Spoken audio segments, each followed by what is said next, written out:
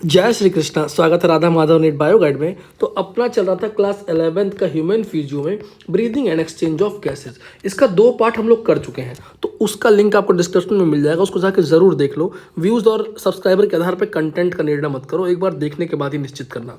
तो शुरू करते हैं। पार्ट 2 में हम लोग मैकेनिज्म ऑफ ब्रीदिंग स्टार्ट किए थे, एक ऊपर से जनरल व्यू देखे थे, डिटेल में नहीं हो पाया था। तो हम देखते हैं ब्रीदिंग में जो है 2 पार्ट है, एक इनहेलेशन जिसमें हम एयर अंदर लेंगे और दूसरा है एक्सहेलेशन जिसमें बाहर निकालेंगे। तो इस दोनों पार्ट इनहेलेशन और एक्सहेलेशन के लिए रिस्पॉन्सिबल है प्रेशर का ग्रेडियंट यानी डिफरेंस। तो किसके बीच में डिफरेंस?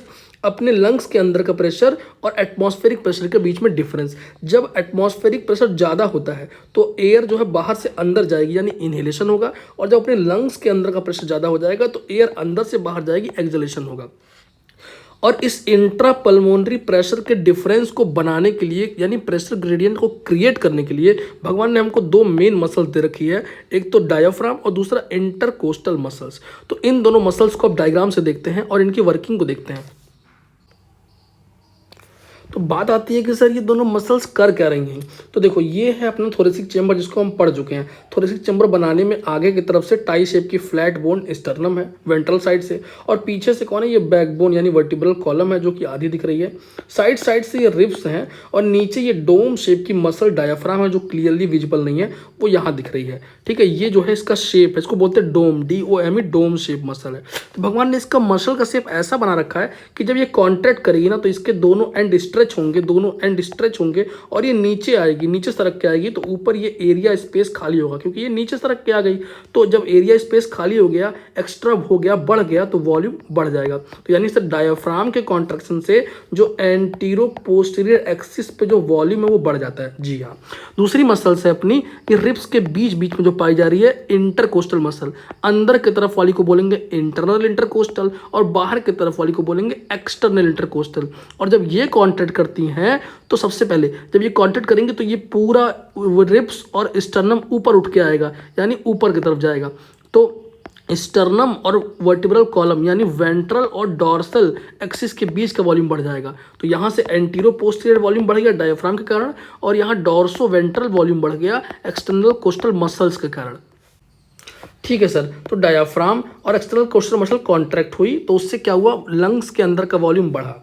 ठीक है, तो कॉन्ट्रैक्शन ऑफ डायफ्राम से क्या हुआ? एंटीरो पोस्टीरियर एक्सिस पे वॉल्यूम बढ़ा, यानी ये एंटीरो पोस्टीरियर एक्सिस पे वॉल्यूम बढ़ा। क्यों? क्योंकि डायफ्राम कॉन्ट्रैक्ट होके नीचे आई तो वॉल्यूम बढ़ गया। और जब एक्सटर्नल कोस्टल मसल कॉन्ट्रैक्ट हुआ तो इस एक्सिस पे डॉर्सो वेंट्रल एक्सिस का वॉल्यूम बढ़ा, ओवरऑल वॉल्यूम का इंक्रीज हुआ। तो सर इससे क्या हो रहा है? इससे हो ये रहा है कि जब वॉल्यूम बढ़ता है तो प्रेशर कम हो जाता है, volume inversely proportional to pressure by Boyle's law. तो जब लंग्स के अंदर का वॉल्यूम बढ़ गया तो लंग्स के अंदर का प्रेशर यानी इंट्रा पल्मोनरी प्रेशर कम हो गया। किससे कम हो गया? एटमॉस्फेरिक प्रेशर से, और इसीलिए क्या हो गया? इंस्पायरेशन। और फिर इसी का विपरीत कंडीशन है, इसी का एग्जैक्टली अपोजिट सिनेरियो है कि जब डायफ्राम और इंटरकोस्टल मसल रिलैक्स हो गई तो फिर से अपनी अपनी जगह पे चली गई, तो थोरेसिक चैम्बर का वॉल्यूम फिर से डिक्रीज हो गया। तो जब वॉल्यूम कम तो प्रेशर जो है बढ़ गया, और लंग्स के अंदर का प्रेशर बढ़ गया, तो फिर लंग्स के अंदर से एयर बाहर चली गई, एक्सपायरेशन हो गया। ये दिख रहा है। जब डायफ्राम जो है वापस से रिलैक्स हो गया तो अपनी जगह पे वापस जा रहा है, तो वॉल्यूम कम इस एक्सिस पर और एक्सटर्नल कोस्टल मसल की वजह से इस डॉर्सो वेंट्रल एक्सिस पर कम हुआ, ओवरऑल वॉल्यूम कम, प्रेशर ज़्यादा, तो एयर बाहर चली गई। तो ये दोनों प्रोसेस मिला के हो गया inspiration acceleration mechanism of breathing. तो अपना नेक्स्ट टॉपिक है respiratory volume and capacity of lung. Respiratory volume का मतलब है कि अलग अलग कंडीशन में जो एयर का अमाउंट एक्सेल या इनहेल करते हैं उसी वॉल्यूम मात्रा को बोलते हैं लंग्स का वॉल्यूम। ठीक है, तो इसमें सबसे इंपॉर्टेंट ये वैल्यूज़ याद करना है, और दूसरा ये डेफिनेशन, क्योंकि ये डेफिनेशन जो है वो स्टेटमेंट वाले क्वेश्चन में आएंगे। सबसे पहला है टाइडल वॉल्यूम। टाइडल वॉल्यूम यानी नॉर्मल ब्रीदिंग के टाइम में जो हम वॉल्यूम एक्सेल या इनहेल करते हैं उसी को बोलते हैं टाइडल वॉल्यूम। मात्रा है 500 ml यानी आधा लीटर। तो लिखा भी हुआ इनहेल्ड और एक्सेल ड्यूरिंग 1 रेस्पिरेटरी साइकिल। इसका सिग्निफिकेंस क्या है? अगर टाइडल वॉल्यूम नॉर्मल है तो यानी हमारी रेस्पिरेटरी सेंटर्स यानी ब्रेन में जो भी रेस्पिरेशन के लिए सेंटर हैं, ठीक है, रेस्पिरेटरी मसल, वो सब नॉर्मल है। स्मोकिंग के टाइम पे इसकी वैल्यू 350-300 हो जाती है, यानी अभी समय है, छोड़ दो। दूसरा है इंस्पायरेटरी रिजर्व वॉल्यूम, यानी हम इंस्पायर करके कितना एक्स्ट्रा रिजर्व कर पा रहे हैं। जैसे हमने 500 ml ये टाइडल वॉल्यूम ले लिया, अब इसके ऊपर डीप ब्रीदिंग करके इंस्पायर करके कितना एक्स्ट्रा जो हम ले पा रहे हैं वही है IRV। इसकी वैल्यू है 2500 से 3000 ml। ठीक है। तीसरा है एक्सपायरेटरी रिजर्व वॉल्यूम, यानी नॉर्मल टीवी एक्सपायर किया 500 ml, उसके ऊपर कितना एक्स्ट्रा एक्सपायर कर पा रहे हैं, एक्सेल कर पा रहे हैं, उसी को बोलते हैं क्या ERV। और चौथा सबसे लास्ट रेजिडुअल वॉल्यूम, यानी बचा हुआ। ये वो वॉल्यूम है जिसको हम चाह के भी कभी रिमूव नहीं कर सकते या एक्सेल नहीं कर सकते लंग्स से। क्यों? क्योंकि अगर इसको निकाल दिया तो लंग्स कोलैप्स हो जाएगा, सिकुड़ जाएगा, इसलिए भगवान ने इसको बचा के रखने के दिया है। ठीक है, लिखा भी हुआ है कि remaining in the lung after maximal acceleration value है 1100 से 1200 ml। ठीक है। अब सपोज करो कि हमको नॉर्मल एक्सपायरेशन में एक्सेल करना था 500 ml, पर किसी डिजीज़ के कारण हम 400 ml ही कर पाए, तो जो 100 ml बच गया वो कहाँ जाएगा?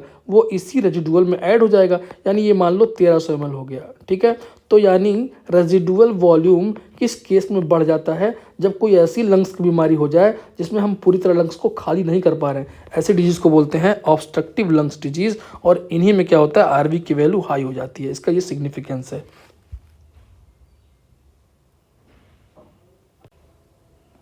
अब है लंग कैपेसिटीज़, तो इन्हीं वॉल्यूम्स को ऐड करके जो हमको मिलता है उसको बोलते हैं लंग्स कैपेसिटीज़।